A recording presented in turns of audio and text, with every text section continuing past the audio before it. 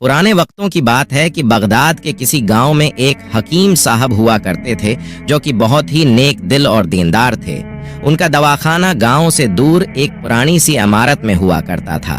हकीम साहब रोजाना मकतब जाने से पहले अपनी बीवी से कहते कि जो कुछ तुमको उज के दिन के लिए दरकार है एक पर्ची पर लिख कर दे दो, और वो ऐसा ही करती। हकीम साहब सबसे पहले दुकान पर आकर वो पर्ची खोलते और बीवी ने जो चीजें लिखी होती उनके सामने उन चीजों की कीमत लिखते।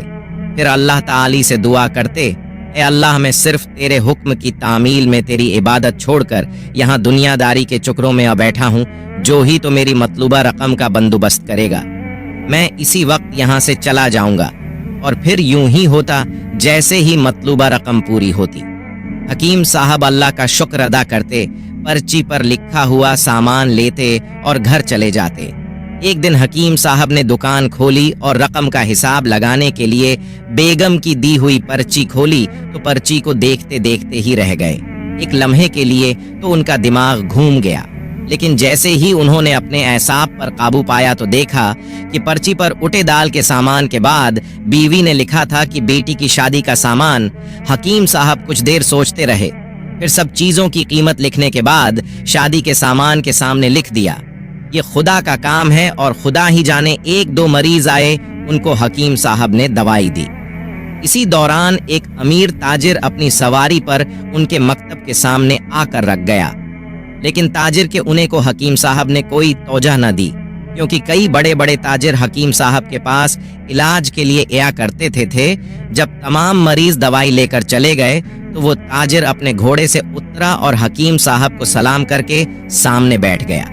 हकीम साहब ने कहा कि अगर आपको कोई दवाई लेनी है तो यहाँ करीब हो जाइए, और अगर किसी और मरीज की दवाई लेनी है तो मरीज की कैफियत बयान कर दें। वो साहब बोले, हकीम साहब लगता है आपने मुझे पहचाना नहीं है, और पहचान भी कैसे सकते हैं?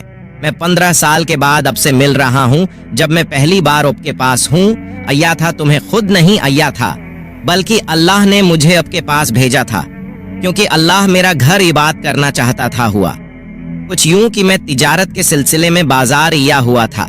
शदीद गर्मी की वजह से मैं आपके दवाखाने के सामने दरख्त के साए में थोड़ी देर के लिए रोका। अपने देखा कि मैं घोड़े के पास गर्मी में खड़ा हूँ।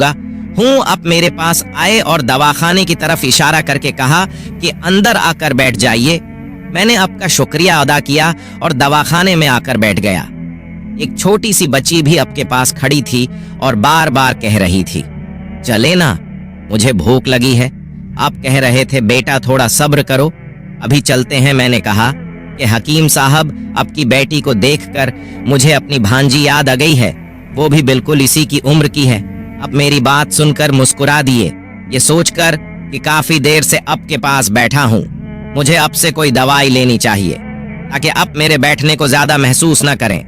मैंने कहा कि हकीम साहब, 4 साल पहले मेरी शादी हुई थी, बहुत सारी जगहों से इलाज करवाया, लेकिन अभी सिर्फ मायूसी है। तो आपने कहा, भाई तौबा इस्तगफार करो, अल्लाह की रहमत से मायूस नहीं होना चाहिए। याद रखो कि इसके खजाने में किसी चीज की कमी नहीं है। औलाद, माल व असबाब, गमी खुशी, जिंदगी और मौत सब अल्लाह के हाथ में हैं। किसी हकीम के हाथ में शफा नहीं होती, और न ही किसी दवा में शफा होती है। अगर हो शफा मिलनी है तो खुदा के हुक्म से मिलनी है। मुझे याद है अब साथ साथ बातें कर रहे थे और साथ साथ पड़ियां बनाते जा रहे थे। तमाम दुआएं अपने 2 हिस्सों में तकसीम करके अलग अलग लिफाफों में डाली और मुझसे पूछा कि आपका नाम क्या है। मैंने जवाब दिया कि मेरा नाम उस्मान है। अपने एक लिफाफे पर उस्मान लिखा और दूसरे लिफाफे पर बेगम उस्मान लिखा। फिर दोनों लिफाफे एक थैली में डालकर दवाई इस्तेमाल करने का तरीका समझाया। मैंने बेदिल्ली से दवाई ली, क्योंकि मैं तो आपको कुछ रकम देना चाहता था, लेकिन जब दवाई लेने के बाद मैंने आपसे पूछा कि कितने पैसे हुए तो आपने कहा कि बस ठीक है। मेरे ज्यादा इसरार करने पर आपने कहा कि अजहै का खाता बंद हो गया। मैंने कहा कि मैं आपकी बात नहीं समझा। इसी दौरान वहां खड़े एक शख्स ने कहा कि खाता बंद होने का मतलब है कि हकीम साहब ने हिज के घरेलू अखराजात के लिए जितनी रकम अल्लाह से मांगी थी वो अल्लाह ने उन्हें दे दी है, अब वो मजीद रकम नहीं ले सकते। मैं कुछ हैरान हुआ तो दिल में शर्मंदा हुआ कि मेरे कितने घटिया ख्यालात थे और उस सादा से हकीम का अपने रब पर कितना पख्ता यकीन है और ये कितना अजीम इंसान है। मैंने जब घर जाकर बेगम को सारी बात बताई और दवाई दिखाई तो वो कहने लगी कि वो कोई आम इंसान नहीं बल्कि हमारे लिए फरिश्ता है और मुझे यकीन है कि उसके दी हुई दवाई हमारे लिए फायदा मंद साबित है होगी। हकीम साहब, मुझ में अल्हम्दुलिल्लाह 3 बच्चों का बाप हूँ। खुदा ने आपको हमारी मदद के लिए वसीला बनाया। जब भी मैं बगदाद होता हूँ मैं हमेशा अब के दवाखाने पर होता हूँ लेकिन हमेशा उसे बंद ही पाया। मैं कल भी आया था लेकिन अब का दवाखाना बंद था। एक आदमी पास खड़ा था। उसने कहा कि अगर आपको हकीम साहब से मिलना है तो 11 बजे लाजमी पहुंच जाइए। इसलिए उज में सवीरे सवीरे आपके पास आया हूँ। जब 15 साल पहले मैंने आपकी बेटी को देखा तो बताया था कि उसे देखकर मुझे अपनी भांजी याद हो रही है। मेरी भांजी की शादी उस माह की 15 तारीख को होना थी और उसकी शादी का सारा बंदोबस्त मैंने अपनी जिम्मा लिया हुआ था। मैंने उसे रकम दी ताकि वो अपनी मर्जी हो की चीजें खरीद सके। उसे बुखार था लेकिन उसने किसी को नहीं बताया और इसी हालत में शादी की सारी चीजें खरीदती रही और फिर एक दिन बाजार में बेहोश होकर गिर गई। तबीब के पास लेकर गए तो पता चला कि उसे गर्दन तोड़ बुखार है और बेहोशी की हालत में दुनिया से रुखसत हो गई। भांजी की वफात के कुछ उर्सा के बाद मुझे और मेरी बीवी को उप की बेटी का ख्याल लाया और हमने फैसला किया कि हम शादी का सारा की बेटी के लिए घर पहुंचा देंगे। अगर शादी जल्दी हुई तो सारा इंतजाम खुद करेंगे और अगर अभी कुछ वक्त हुआ तो नकद रकम पहुंचा देंगे।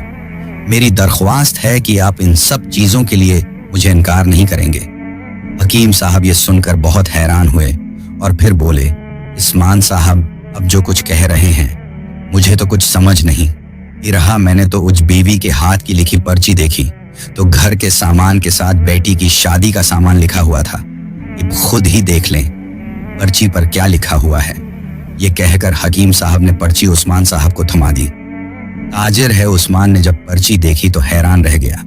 इस पर्ची पर लिखा था, खुदा का काम है और खुदा ही जाने। हकीम साहब ने कहा कि उस्मान साहब उज तक ऐसा नहीं हुआ कि जो भी पर्ची राशन लाने के लिए बेगम ने दी हो उसका बंदोबस्त न हुआ हो। अब की भांजी की वफात का मुझे बेहद अफसोस है लेकिन मैं उस पाक रब की रहमत पर हैरान हूँ जो क्या क्या करिश्मे दिखाता है और फिर इस तरह हकीम साहब की बेटी की शादी का बंदोबस्त होता है।